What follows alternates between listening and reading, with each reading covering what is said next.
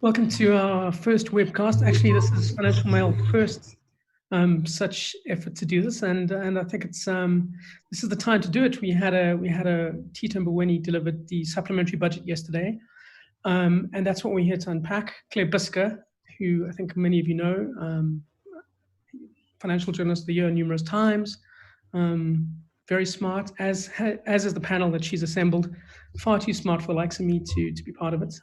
So I will watch, and Claire will bounce around ideas and talk with our range of experts, and then we'll take some questions and conclude. But thank you very much for joining us, and guys, I hope you learn a lot from this. I'm sure you will. Over to Claire. Thanks so much, Rob. Welcome, everybody. We have an outstanding and very experienced panel of economists. Arthur Kamp from Sanlam Investments, Gina, Schoeman, the economist at Citi Bank, and Tabi Laoka, who is an independent economist. I'm going to dive right into the questions. We've had a fascinating supplementary budget last night. The centerpiece is that it aims to get debt to stabilize inside of 90% of GDP in 3 years' time.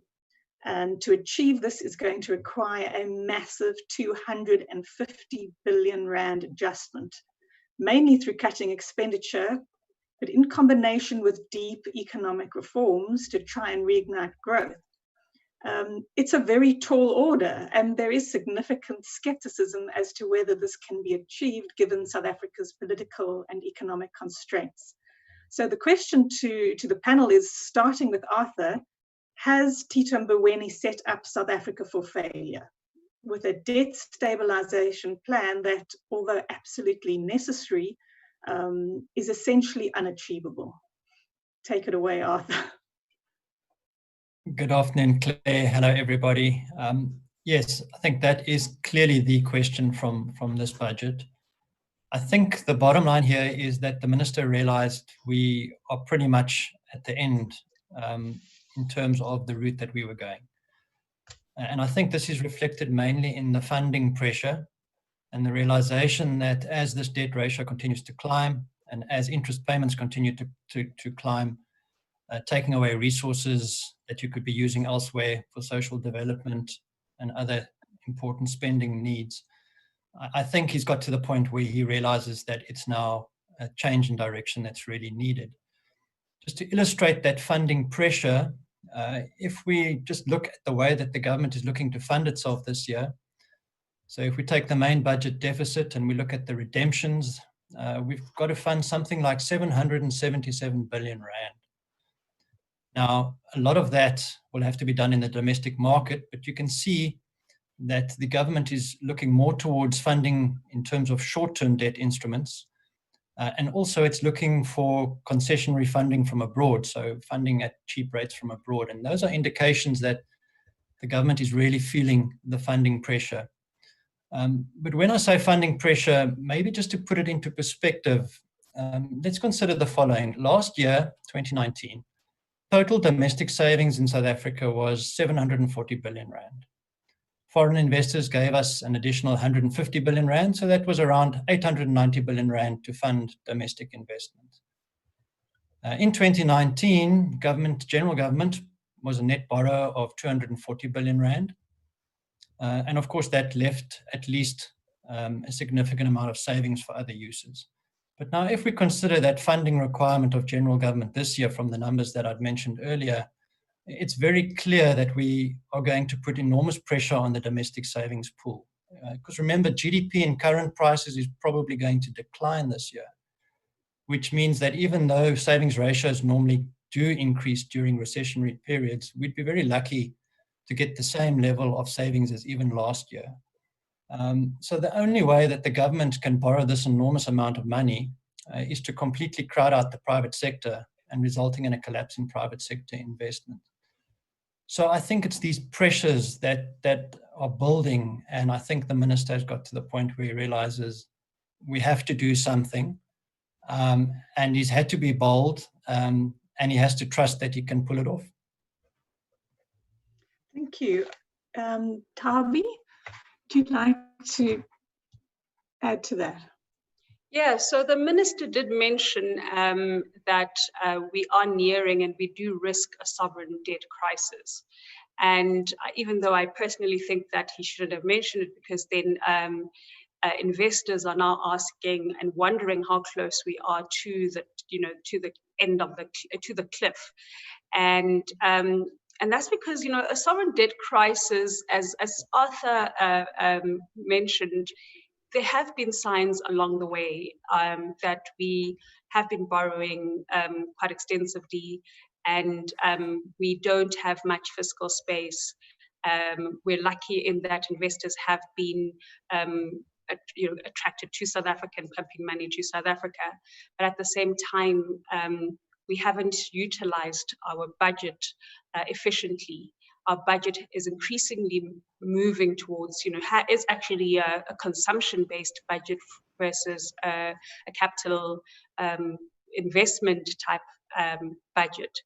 And so when you mention, when a minister mentions a sovereign debt crisis, it is worrisome, because it basically means that a country is unable to pay its bills, and that's essentially what a sovereign debt crisis is. And this doesn't obviously happen overnight. There are plenty of warning signs which we have seen, and you typically, if you look at other countries that have experienced a sovereign debt crisis, in many of the examples, even the ones that the minister mentioned, Germany, for instance, and Argentina, the signs were there and they were ignored by politicians for political reasons, which is essentially what I think is happening. And then countries go into a debt default when investors start to worry about their country. Either they pull out their investments, or they start demanding higher yields, and that's when alarm bells ring. So I do think that we are in a very, very critical position, and it does make me wonder in terms of the Treasury's ability to not only rein in debt, but to move the fiscus and allocation of the budget away from this consumption and more into an investment type allocation. Gina, do you agree with that? Yes, I've got a sense that Arthur and Tabi and myself are going to all sing from the same hymn sheet today in many ways. But I mean, to your question, just to give you, maybe a little bit more from my side, I don't think there was anything else Treasury could really do. If you tried to kitchen sink this budget in the type of global environment that we currently have, and let's keep in mind that Treasury has tried to literally kitchen sink a budget to show everyone just how realistically bad things are.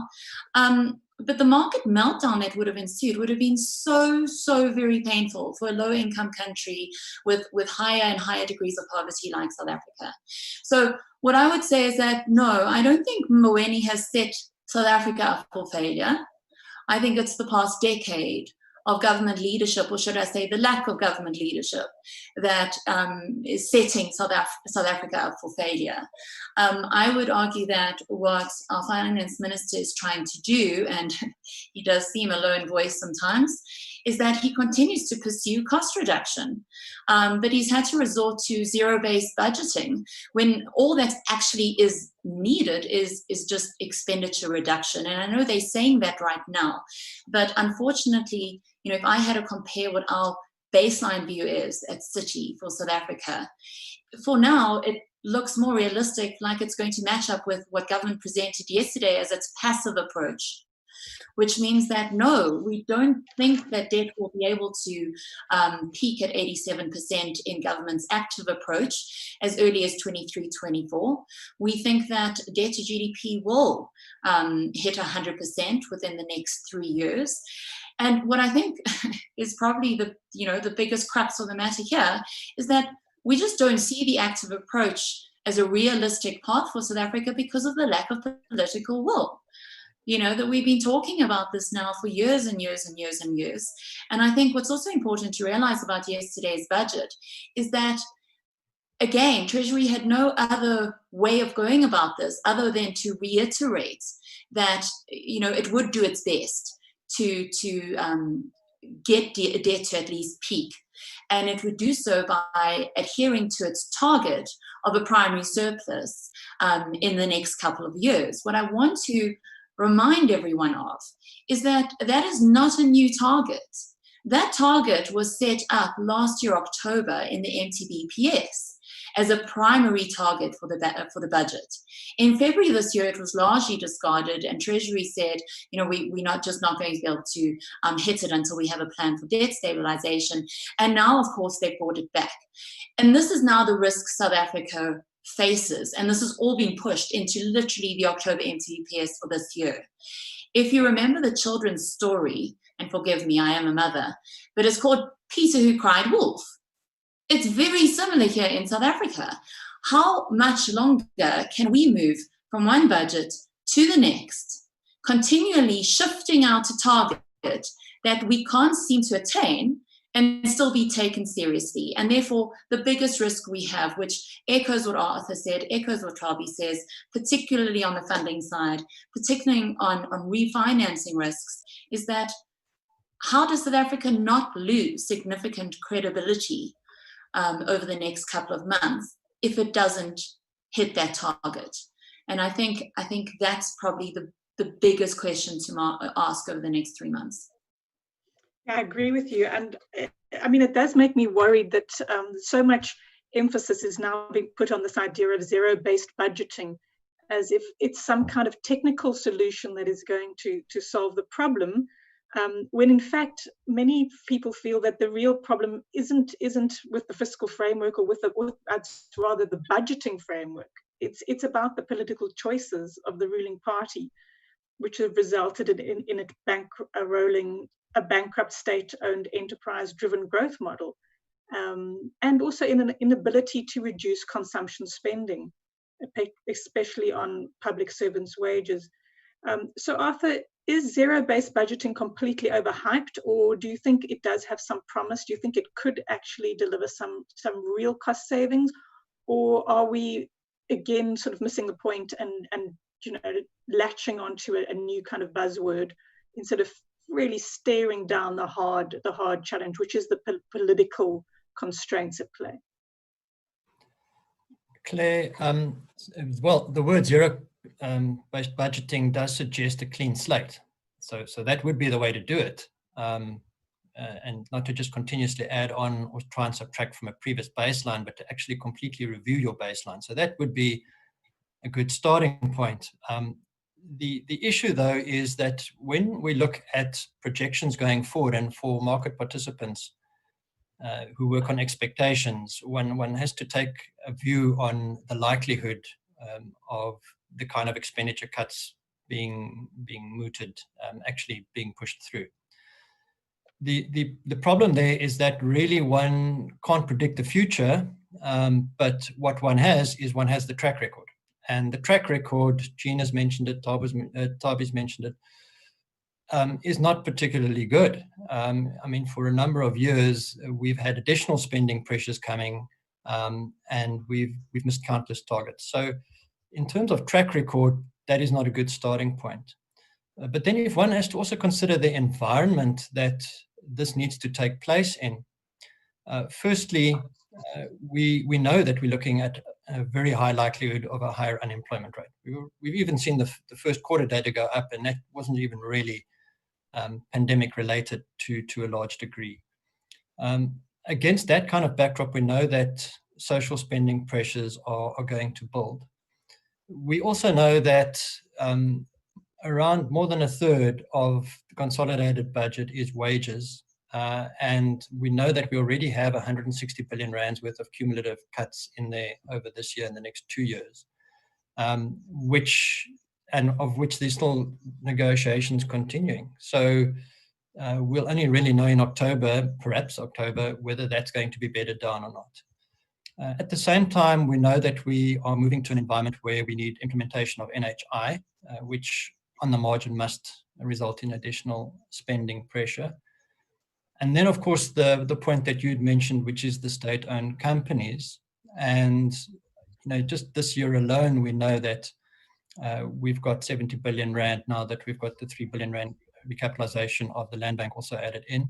And in the years thereafter as well, further transfers being planned. So, with that in mind, it seems very difficult to be able to meet these kinds of expenditure cuts. I'm sure that there will be a significant amount, but I'm not particularly sure that they're going to be as high as 240 billion rand. Remembering that the next 2 years are particularly high, at 90 billion and 140 billion. Plus, then the minister did indicate that there'd be further after that, but didn't actually give the number. So in terms of the environment, it looks pretty difficult to achieve this kind of a target. And certainly we're probably going to need, certainly on the state-owned company front, to do something more different. The point I'd like to mention there is, for years we've looked at lowering deficits. We've looked at trying to stabilize the debt ratio. As I've said, we've missed those targets. Now, one of the problems that we have is the continuous deterioration of the state's balance sheet. Tabi mentioned it. We've been consumption driven in our spending. There's capex expenditure. And if you look at the deterioration in the state's balance sheet, a continuous deterioration since the global financial crisis, that makes it continuously more difficult to effect a fiscal consolidation. And a lot of the deterioration in that balance sheet has come from having to continuously fund failing state-owned enterprises.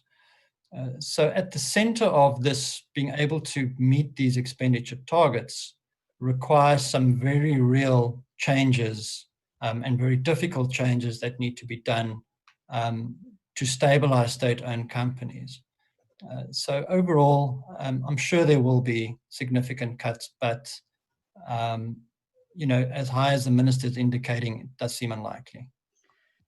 Yes, Tabi, zero-based budgeting, your views, is it not going to deliver these incredibly high savings? Arthur thinks we could get some of the way, but unlikely to really get there. And is that a problem? Is too much hoping pinned on this new idea? So Claire, I understand and sympathize with the minister on the zero-based budgeting model. And I can imagine if I'm sitting if I was in his position and you're trying to find solutions and suddenly you come across this literature, it kind of makes sense. Because what has been happening in South Africa is that with this 3-year model that we followed, is we've seen a trend that every year government departments don't utilize their budgets until the very end of the fiscal year, where then they start spending the entire budgets to justify the similar budget in the following year plus inflation. And so this became a problem. And what is a trend that we're also seeing is that in the last couple of months, it's not that they are building the houses that they were supposed to have built, or hospitals or roads. A lot of it is actually employment.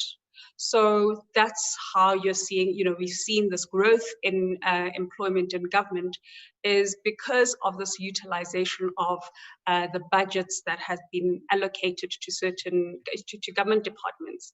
So fiscal dumping is a problem. And in order to solve this problem, then the minister came up with this idea that perhaps we should look at the way we allocate funding and expenditure. And also, I know that this 3-year model in terms of funding doesn't work for him.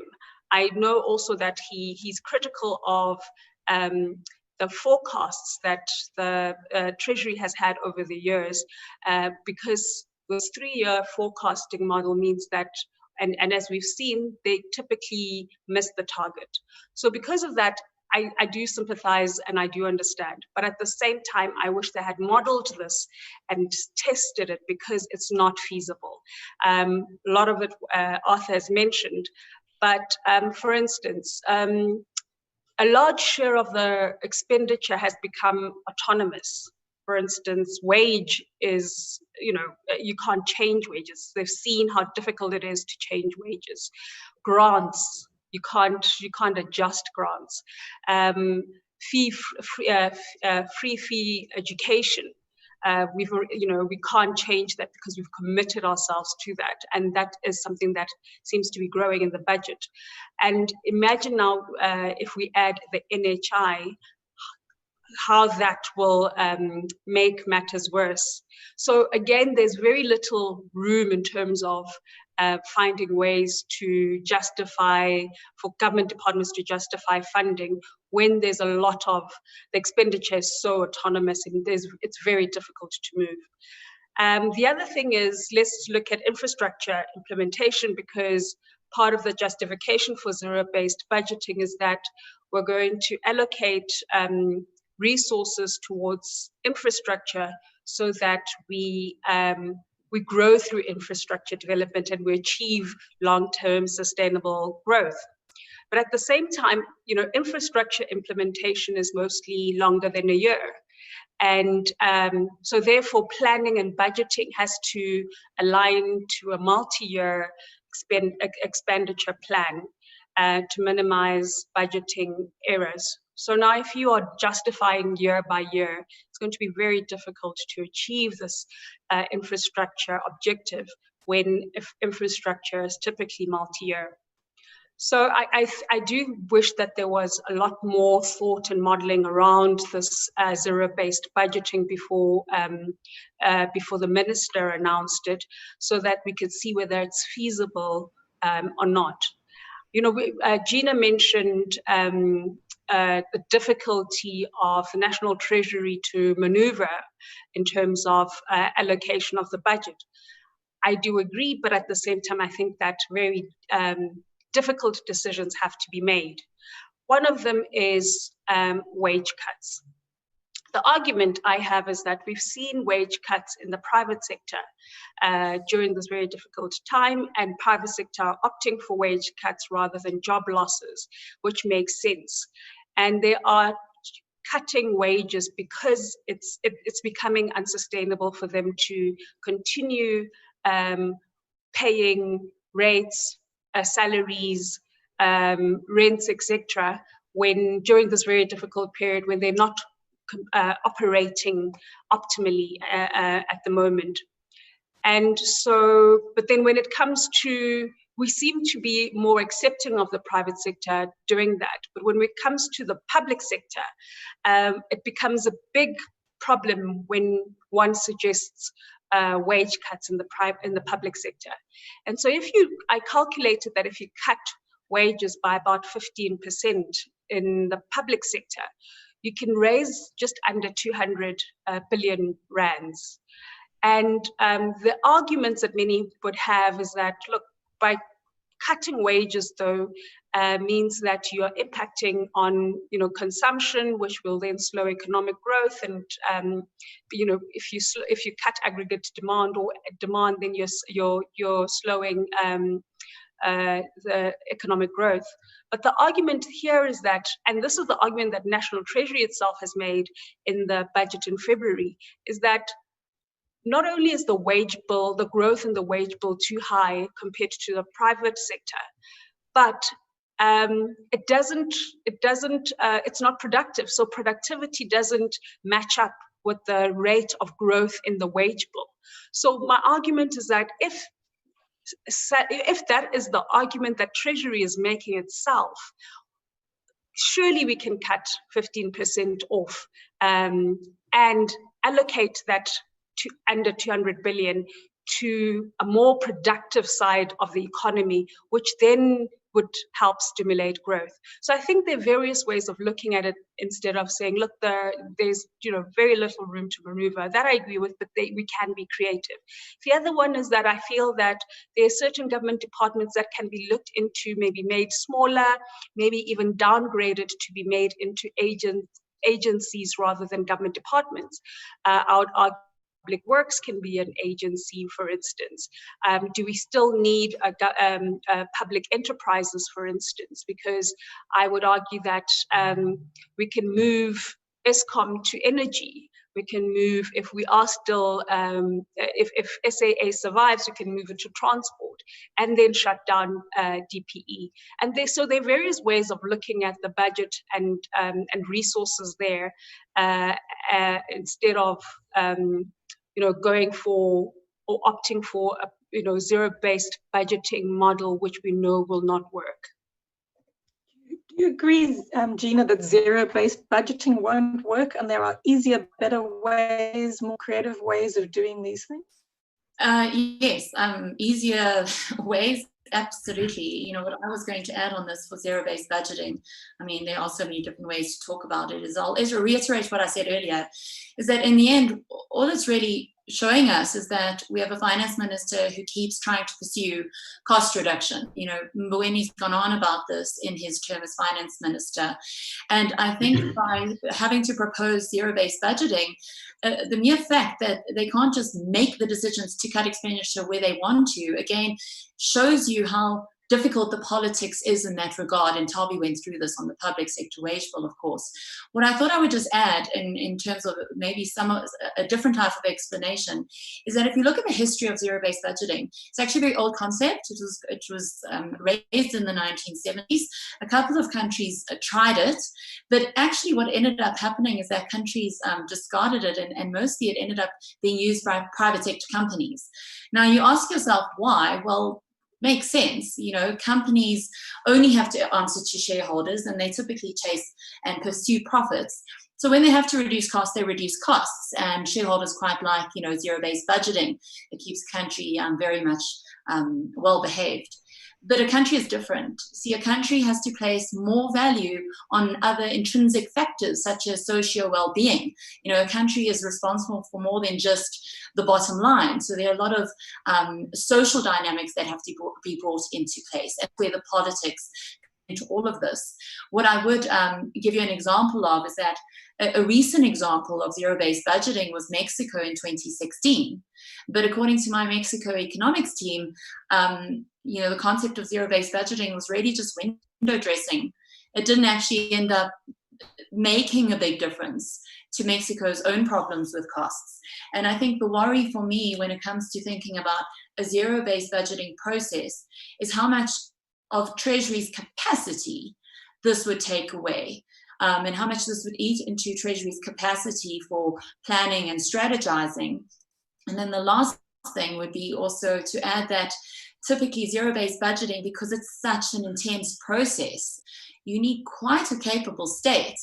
And, hands up here on our panel, if anyone thinks that South Africa's state is capable enough to take on such a highly administrative process and each and every year, of course. So that would be my 2 cents. Actually, just to add on to what Tabi said about the wage bill, I think it was a very important point to make that, it is always difficult to talk about cutting salaries, even if it's public sector workers who have received, much larger salary increases than the private sector, given that the entire country is under a lot of financial strain. But, to reiterate what Tabi said, in the end, the consumption that's giving South Africa has not necessarily got the same positive multiplier effect we could get from other places. But an additional bonus here would be that in the end, South Africa needs to show its bondholders that it's willing to make the difficult decisions. And it has not got the track record of saying that it's going to grow itself out of this. So by showing that government is actually in control of the wage bill and in control of the wage bill decisions versus that of the trade unions, which seemingly steamroll over everything that government wants in that regard, that would send also a very, very positive and important signal to the financial markets that government actually might be more in charge than I think most probably give it benefit for.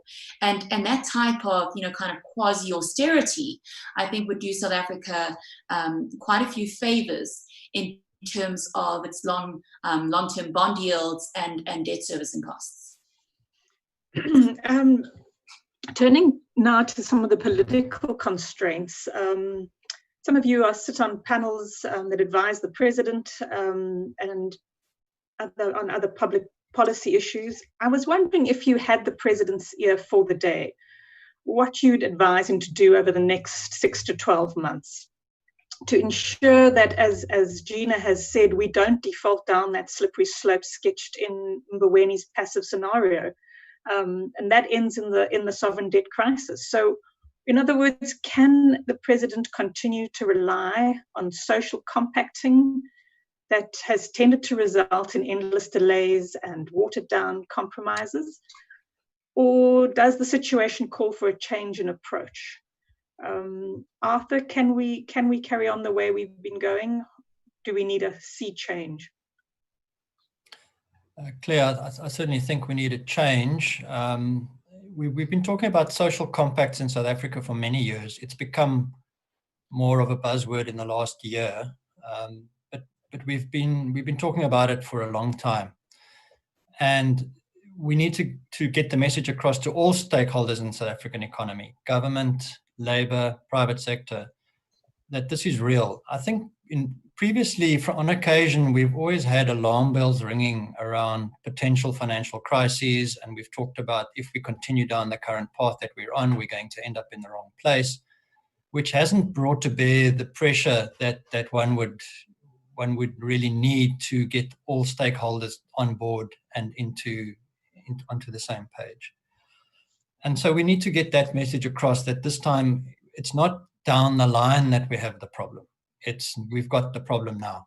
And in particular this year, and we've mentioned it previously, the funding pressure that's going to be brought to bear in the current fiscal year. So, it's a question of numbers. Firstly, one would put the point across, look, if we are paying an interest bill of 236 billion rand a year and it's going to be climbing to 300 billion in a couple of years' time, imagine what one could do on the spending front with that amount of money. At the same time, it's a matter of numbers that, we've seen this funding pressure is putting continuous upward momentum onto real interest rates. And if your real interest rate that you're paying on your debt is this high relative to the real growth rate in your economy and hence the real revenue, that growth rate that government's earning, then it implies that you cannot stabilize the debt ratio without a very sharp improvement in the primary budget balance. Or alternatively, you also then have to look at plans to reduce that real interest rate, or obviously then to grow the economy faster. But the measures to put in place to grow the economy faster, we all know what they are. Everybody agrees in terms of the structural economic reforms, maybe not on every point, but the general direction. Those things, when you put them in place or start putting them in place today, take a long time to pan out. So you've got this immediate funding pressure, and that leaves you with two things. Improve that primary budget balance, which means that when we say the cabinet is supportive of the minister's active scenario, then that must mean that. And we need to see that in terms of support for the minister and in terms of trying to cut spending. The second thing would be to look at what one can do on the real interest rate front. And for that, one would require a return of confidence and a positive expectation, because the expectation for years now amongst bondholders has been South Africa is on this long-term slippery slope. The government debt level is going to continue rising. Fiscal policy is unsustainable. And so ultimately, what that implies is that you are going to get continuous sovereign debt rating downgrades. That puts pressure on the currency. And as fiscal policy literally unravels over time, you have inflation risk. You've got to change that expectation, and you've got to change it to a positive expectation. Now, if you were to see full support for the measures that the minister would like to implement, plus make some bold announcements, whether they be around selling non-core assets or around other measures that, at least in the short term, you can pull some levers to try and get growth going and confidence levels up. You can change that expectation towards one of, hang on, we are at the point where, yes, it's going to take a long time before these sovereign debt ratings improve, but at least we can start looking forward to a positive shift on this front rather than expectations of continuous downgrades. So in that sense, to what I would then, what I would like to say then to the President on this front is, firstly, needing full support in terms of what the Finance Minister would like to do, bringing home the fact that this is real and this is now. It's not something that's down the line. And then also in terms of support for the Finance Minister, trying to put some measures in place that can change that narrative around, hang on, we're getting sovereign debt rating upgrades perhaps rather than downgrades, although there might be a long time in coming. Tabi, do you agree we need quick wins? We need some real confidence boosting measures, some serious action, perhaps selling some assets, and serious support for the Finance Minister shown by the President. Is that part of the recipe that you would put to the President if you had his ear for the day? Absolutely. So I think that we're in a crisis, and both the Minister of Finance and the President have used the word war several times. This is the word that has been used to describe this pandemic by many other global leaders. I would, given what the outcome of the supplementary budget and how we've responded thus far to the budget, to the pandemic, I wouldn't want to go to war with either the President or the Finance Minister, because I feel that they wouldn't have the right ammunition to fight the enemy, or the appropriate ammunition to fight the enemy. I also believe that you can't lead through consensus in a war, especially. You're ultimately the President and the buck stops with you. So there are decisions that have to be made, even if they are tough decisions. But these tough decisions need to, we need to reap the benefits of these tough decisions in a few years' time. I don't see that happening right now. So when you mentioned the passive scenario, whether, do we risk going to the passive scenario? I don't have a problem if we followed the passive scenario, provided we can show how we're going to go back in terms of reining debt. I also don't have, because there's good debt and bad debt, I don't have a problem incurring debt now, which is what many countries are doing all over the world. And I think that where we are saved as a country is that this is happening to us. We are highly indebted together with other countries. So we don't stand out as much because we are all in a pandemic and we're all finding ways to fight this pandemic and also save our countries from sinking. And so if we are to incur debt, at least incur debt and spend in areas where, in productive areas where we know that they are going to generate growth that will help us pay back the debt and consolidate as we're shrinking this debt. But I'm not seeing that, and I'm not, and this has been a problem not just because of the pandemic. This has been the problem even before the pandemic, because this chart, this debt to GDP chart that the National Treasury always has in their budget review, to use the minister's analogy of the hippopotamus, the mouth never closes. So I don't mind it opening because it's hungry, but the month, they should demonstrate how they expect the mouth to close. And that's where my ultimate problem is with our, budgeting. So number one is that we need leadership that is decisive. Number two is that if we are to incur debt, we need to demonstrate how we're going to shrink that debt. The third one is that if we are to incur debt, debt needs to go into areas that will generate growth. So that it goes into investments that will generate growth, rather than, again, we're dumping it into consumption where it's not going to go generate growth, and we're going to go deeper into debt. The other thing in terms of the social compacting is that we, except for those who interact with financial markets and investors, we tend to forget their reaction, and they're a very big stakeholder in this in the dialogue of where South Africa is going in future. So we talk to Labour, which then is very cares only about its constituents. We talk to business, we talk to government, but not really understanding what investors are thinking of all of this. And I think Arthur mentioned it earlier. Investors will not, if they don't have confidence in your plan, and if you've consistently missed your targets throughout, which we have, increasingly investors lose confidence. And we have been very lucky in that they have come back, and we haven't had, the sudden stops that we thought we'd have, or we haven't had, a debt crisis as we thought we'd, a sovereign debt crisis, for instance, not yet. But there will be a time where investors lose confidence because increasingly we've, overpromised and underdelivered.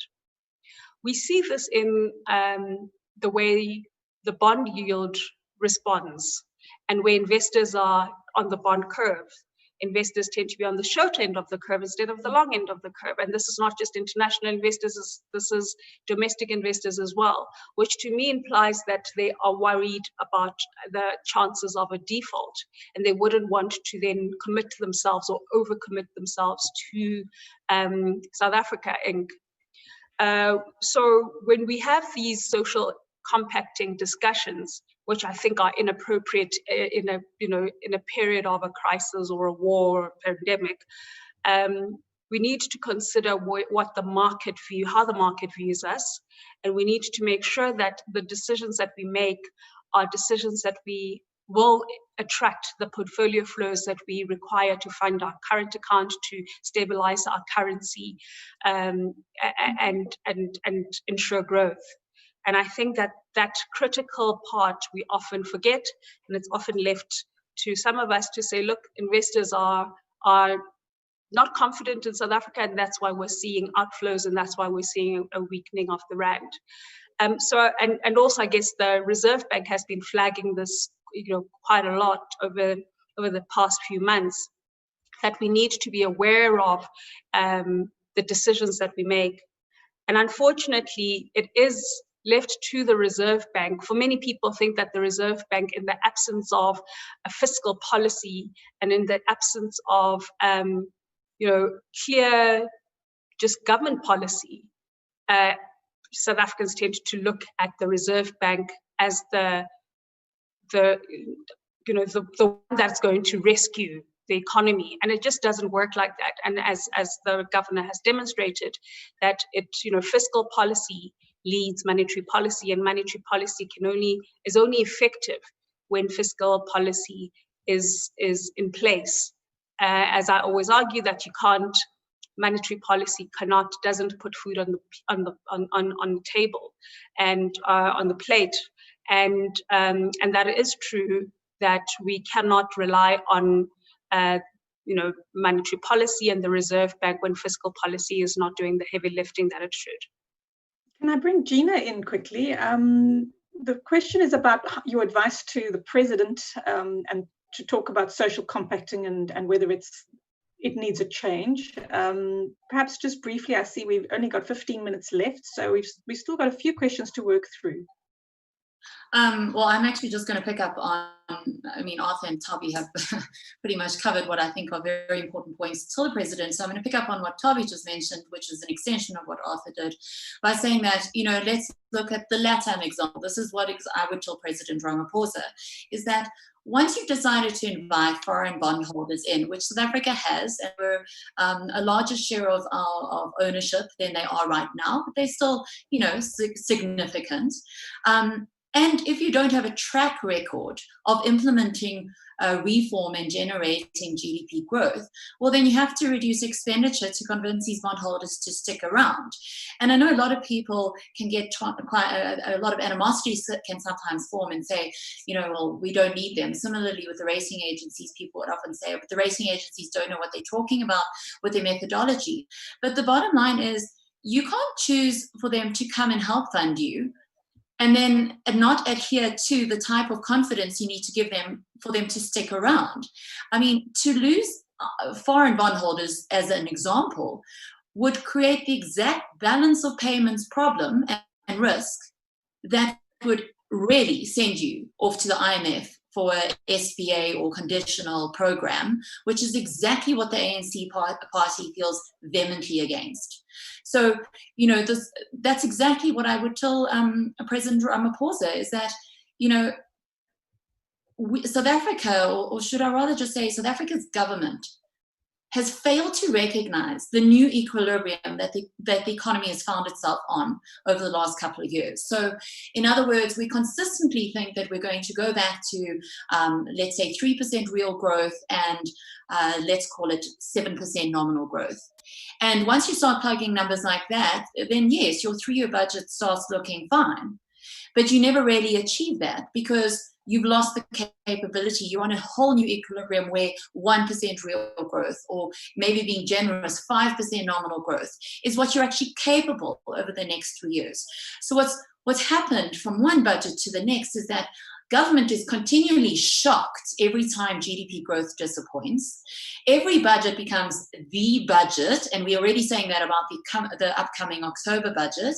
The country keeps coming up with plans when, in actual fact, budgets should be a little bit boring, because a budget should be simply following a long-term plan the government has set out and keeps to, having reached a degree of consensus on. And maybe that's, a point to end off on, is it's trying to reach this consensus between all these stakeholders that I think just makes it so difficult for government to decide what it actually wants to do every 6 months with every budget.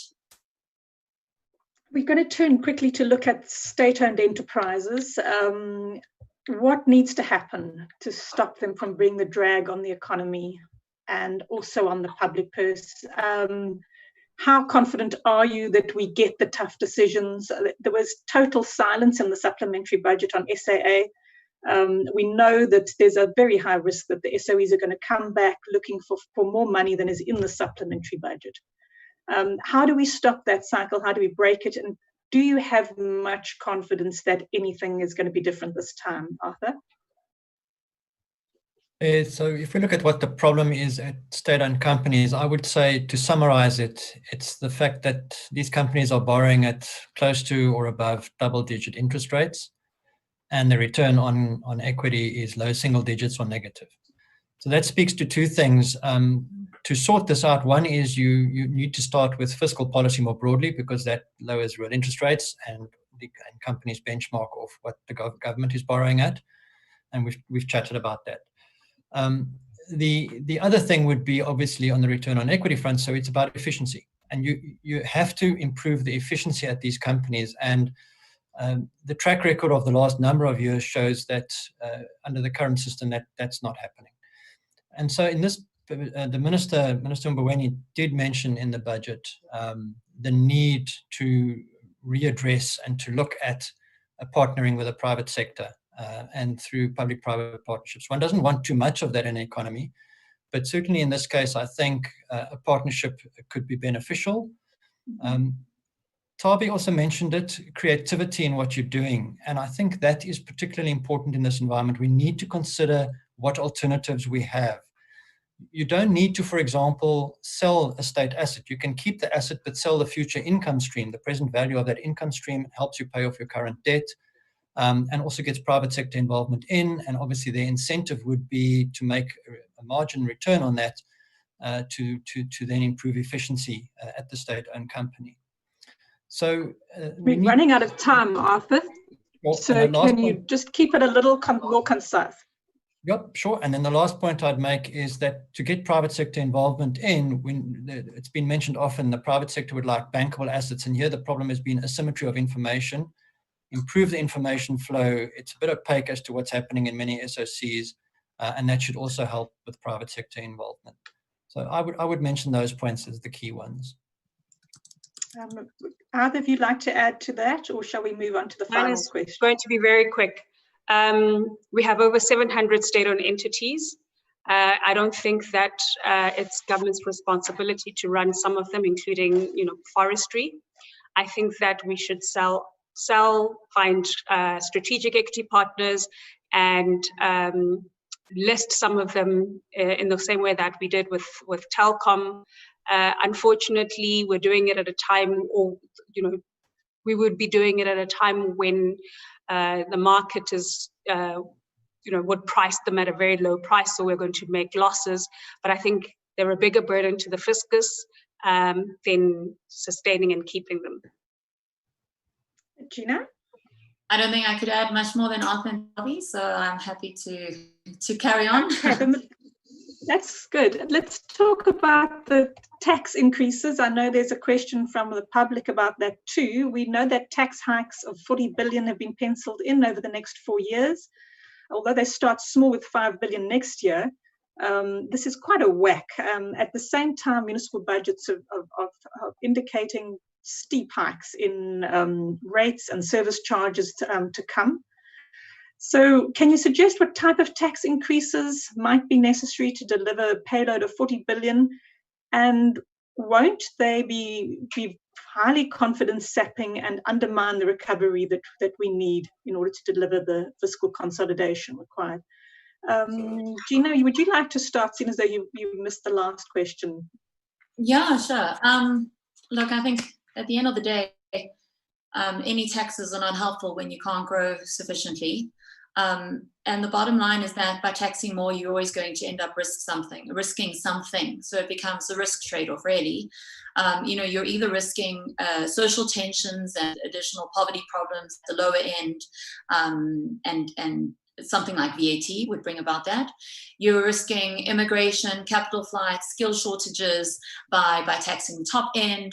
You're risking sufficient operating surplus or profits and therefore investment in both human capital, which would be jobs, and then fixed capital, which would be your capex, if you go after the corporate. So, you put it all together, additional taxes are really just going to end up risking something, and it's up to Treasury and the government to try and do that trade-off. I do think it's inevitable that, higher income individuals and larger companies would see the brunt of this. So, there's been a lot of talk of wealth tax, inheritance tax. You might find a corporate levy coming in at some point over a certain turnover. These are all ideas that Treasury has spoken about over the years. But in the end, all I would go on to say is that unless that tax, whatever you end up doing, unless you can actually show that it has a positive multiplier effect, and that at the same time you're going more after the wasteful expenditure, I think you're going to end up, if you can't do that, then it's just another notch of government credibility and institutional strength. So for the last few minutes, I'd love you all to sum up, starting with Arthur. We've covered a lot of ground, a lot of important contributions, but on the whole, quite bearish, concerned about the lack of credibility, concerned about implementation risk. Would you like to start, Arthur, just pulling together the main points? You've only got a minute or two, but it would be great if each one of you could just take a very short period just to sum up what you've said today. Claire, yes. So for me, it's the immediate concern.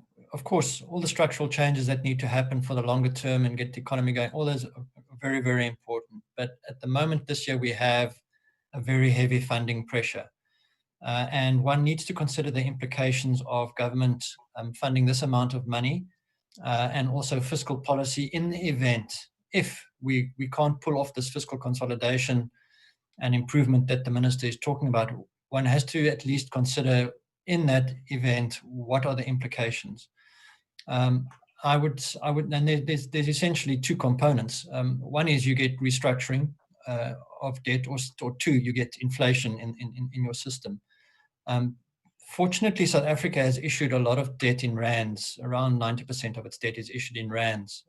So it could pay you back. It just needs to pay you back in rands. It's just, the point is the rands might not be worth as much as they were previously.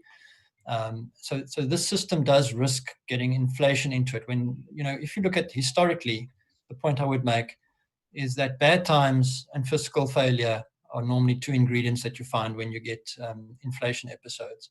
So I would look at the implications going forward and consider the risks, and those would be a couple of mine to look at if we were not to pull off this fiscal consolidation. Of course, the first prize is that we do, because in that sense you would then change the expectation to sovereign debt rating upgrades. But it's always well worth bearing what are very significant risks in mind. Tabi? So I think that the supplementary budget was highly underwhelming. I am worried that we will follow a more passive scenario than the active scenario that Treasury hopes to follow. I fear that if we do follow the passive scenario, which I earlier said it wouldn't be a problem if it would be allocated in areas where it's productive and would reap some reward in terms of the investment, how it's channeled in investments. But I know that it is unlikely to be directed in areas of investments and likely to be of consumption. So I'm also worried that we will be unable to rein in our debt, and we may miss even the target that we set in terms of debt stabilization. I think that investors have been too kind, but are increasingly worried about South Africa. And I think that, as Warren Buffett said, when the tide comes out, then we'll know who's been swimming naked. And after the pandemic, we'll see who's been swimming naked. And I think that we will be exposed. And I worry how investors will respond to that. Gina. And I think that there is just so much risk pushed into the October budget, which is 3 months away. And unfortunately, this is the second half of the year for South Africa where we get to truly test the so-called recovery coming from Q2's very harsh lockdown, which might be a very stark reminder that South Africa can't necessarily recover as quickly as some might think. At the same time, our infection rates have always lagged that of other countries around the world. So at the same time, we'll be still dealing with quite a high infection rate of COVID-19 in the second half of the year. And I think all of that, together with a budget that asks for a lot, the big risk South Africa is facing here is that we've managed to leverage. And everyone asks, how can we keep jumping from budget to budget? And then we say, we'll do something like hit the target. And then we say, well, no, we can't hit the target. And now we've got the target back again. The problem there is that we have been leveraging off our institutional strength. And I would argue a lot of that institutional strength sits with monetary policy, the South African Reserve Bank. And we've seen the SARB step in with less orthodox or different or unusual type of actions over the last couple of months as they've had to. But maybe to simplify this by going back to a ratings agency methodology, I think what's really interesting within that for South Africa, which sets us apart from our emerging market peers in many ways, is that while we know that the sovereign rating is now 1 notch or 2 notches into junk territory, within that rating, you've got a rating for institutional strength, which is still 2 notches into investment grade. And then a big gap that forms because a fiscal strength is about 3 notches down into junk. And it's the gap between the two that I believe will close. But unfortunately, it won't necessarily, more realistically, it will close because fiscal will pull institutional strength downwards. rather than, you know, institutional strength pulling fiscal upwards. And so what you risk really is that round about the time that institutional strength starts moving into junk territory, that's when your balance of payment risk might start becoming more acute, because no matter what the size of your current account is, the fact that it's financed mostly by portfolio flows is something that you'll need to watch very, very carefully. And that timeline, it can't be much more than 3 years. It could be a lot shorter. Thank you for a fascinating discussion, huge insights, and for giving up so much of your time. I will hand over to Rob Rose to say a formal thank you and to close off. Rob?